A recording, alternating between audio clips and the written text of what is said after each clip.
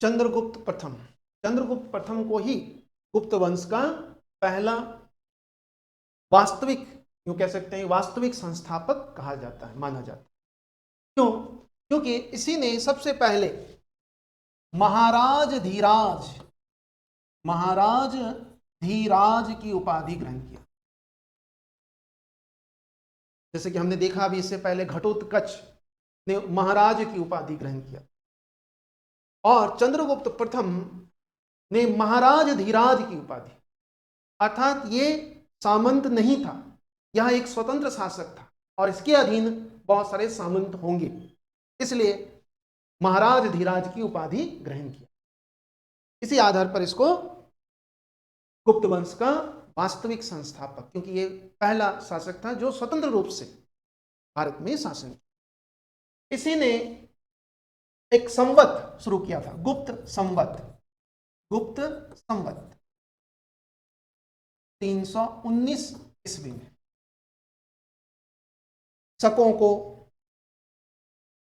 परास्त किया होगा, या कुषाण जो इसके कुषाणों के सामंत थे ये मुख्य रूप से, तो उनसे ये स्वतंत्र हो गया होगा, या उनको परास्त करके वो स्वतंत्र हो गए होंगे। इसी आधार पर इसने गुप्त संवत चलाया। एक तो हमने देखा विक्रम संवत 57 ईसा पूर्व में, दूसरा हमने देखा शक संवत 78 ईस्वी में, और तीसरा महत्वपूर्ण संवत है गुप्त संवत। इसी को कहीं कहीं बल्लवी संवत भी कहते हैं, गुप्त संवत को ही, गुप्त संवत को ही बल्लवी संवत कहते हैं। और इस संवत के संस्थापक हैं चंद्रगुप्त प्रथम, जो 319 ईस्वी में यह शुरू किया गया। इसके बारे में हमें जानकारी उस समय के स्रोतों से तो मिलती ही मिलती है। हमें अल-बरूनी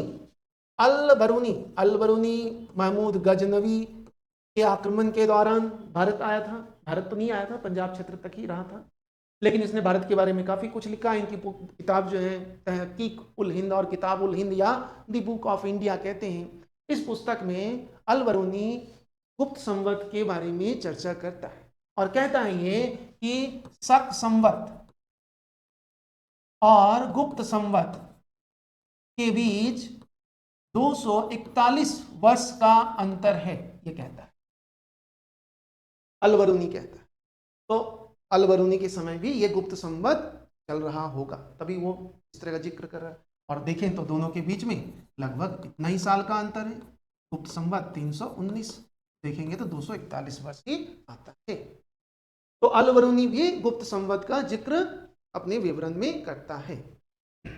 अल-बरूनी कहता है कि गुप्त संवत और शक संवत के बीच में 241 वर्ष, अर्थात इस समय गुप्त संवत था और ये संवत चलाया चंद्रगुप्त प्रथम। चंद्रगुप्त प्रथम की जो सबसे बड़ी उपलब्धि थी, जैसे कि हमें स्रोतों से पता चलता है कि उसकी सबसे बड़ी उपलब्धि थी कि इसने लिच्छवी राजकुमारी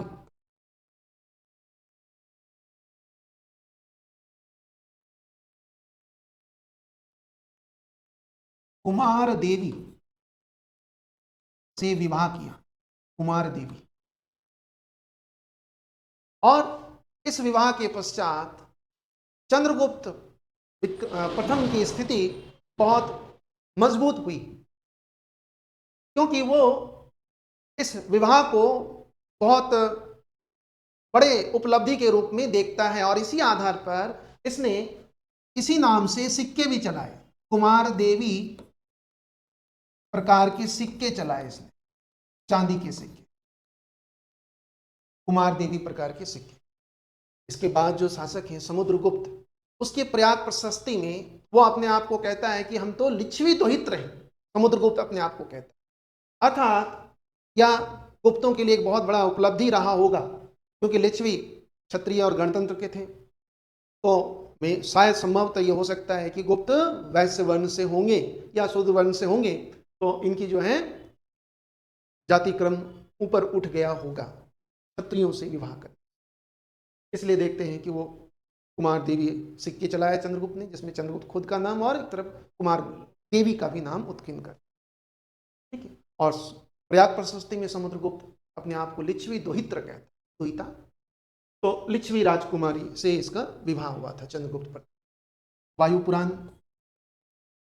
जैसे कि मैंने बताया था आपको कि पुराणों से भी हमें कुछ ऐतिहासिक जानकारी मिलती। मुख्य रूप से पुराण तो धर्मशास्त्र के बारे में, धार्मिक आख्यान, एक तरह से कहानियां इसमें, लेकिन कुछ ऐतिहासिक जानकारी मिलती। तो वायु पुराण कहता है कि चंद्रगुप्त प्रथम का जो क्षेत्र है, साम्राज्य है, वह साकेत, प्रयाग, पाटलिपुत्र, मगध का क्षेत्र पर फैला हुआ था। मतलब वायु पुराण में चंद्रगुप्त के क्षेत्रीय विस्तार के बारे में बताता है कि किस तरह से चंद्रगुप्त ने इन क्षेत्रों पर शासन किया। में नाम भी आता है वायु पुराण। तो चंद्रगुप्त प्रथम इस वंश का पहला वास्तविक संस्थापक, ऐसे तो संस्थापक श्रीगुप्त को माना जाता है, लेकिन वास्तविक संस्थापक चंद्रगुप्त, इसी ने पहली बार महाराज धीराज की उपाधि ग्रहण किया। तो चंद्रगुप्त, इसके चांदी के सिक्के मिले हमें, चांदी के सिक्के मिले, सोने के सिक्के इसके नहीं मिले। यद्यपि हम देखेंगे अभी कि गुप्तों ने, प्राचीन काल में गुप्तों ने ही सर्वाधिक सोने के सिक्के जारी किए, लेकिन चंद्रगुप्त प्रथम के चांदी के ही सिक्के मिले। कुमार देवी प्रकार के सिक्के चंद्रगुप्त प्रथम ने ही जारी किया। प्रयाग प्रशस्ति जो समुद्रगुप्त का है, समुद्रगुप्त के समय का है, उससे हमें यह जानकारी मिलती है कि चंद्रगुप्त प्रथम ने अपने जीवन काल में ही अपना उत्तराधिकारी नियुक्त कर दिया था। और वह उत्तराधिकारी कौन था? तो प्राचीन भारत का बहुत ही विख्यात शासक समुद्रगुप्त।